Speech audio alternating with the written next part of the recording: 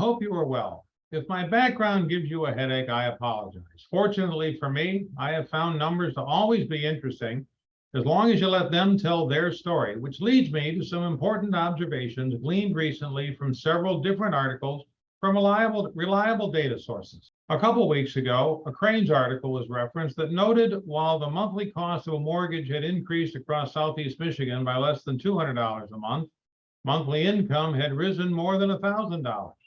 Last week, a data point from Dr. Lawrence Yun, chief economist for NAR, also caught my attention. Commenting on LinkedIn, Dr. Yun observed that nationally, for income growth to keep pace with the increase in housing prices, the absorption rate needed to be at 25%.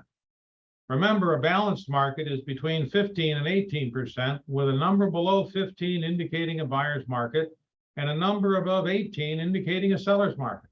So 25% for an absorption rate is still a pretty strong seller's market, and that buyers will continue to see price increases year over year. Unfortunately for those buyers, however, the absorption rate across our four-county market is 46.7%. This means to get where Dr. Yun says it needs to be for wages to keep up with rising home prices, either the inventory of homes or the increase in wages needs to double. This means if you hear someone talking about a recession, they are not talking about housing.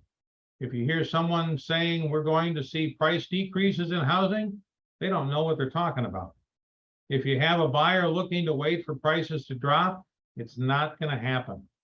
Other market data. Look for our monthly overview of housing by county. It should be out by the end of this week or the beginning of next. We are in the process of accumulating the May data, which will be used. For a quick look into the market right now, however, first, remember the absorption rate is 46.7%, which will continue to fuel price increases even though the inventory of homes to sell has increased. The increase in new listings compared to the same time last year is up 3%.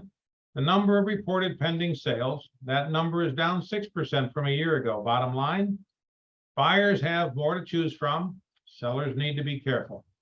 Before I move on, I want to mention one thing. Market information is everywhere, and the more you know about it, the better able you're going to be to chart the course of your business and to advise your clients. I encourage you to become an active member of LinkedIn or join if not already. And always search out reliable data sources versus what someone is repeating without any actual data to support their predictions. Moving on. The calendar of activities as we approach mid-year is pretty full. Here are some dates you may want to save. Thursday, June 16th, morning coffee at Grosse Pointe Woods City Hall. June 22nd, a class on title insurance. Thursday, the 23rd, feather bowling at the Bath City Bistro in Mount Clemens to support RPAC. July 1st, early bird registration opens for our September golf outing. July 4th, we will be closed, but July 7th, we will hopefully see you at our monthly happy hour. July 8th, lunch and roundtable. July 20th is our once every 3 months evening orientation, and the 21st is coffee pop-up.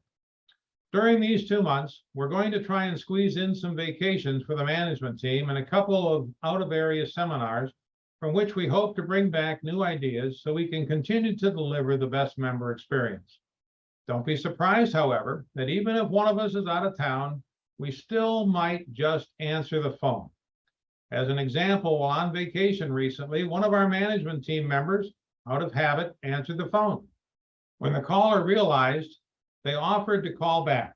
No worries, came the reply. I can transfer the call, and did, transferring the call across the country to Grosse Pointe.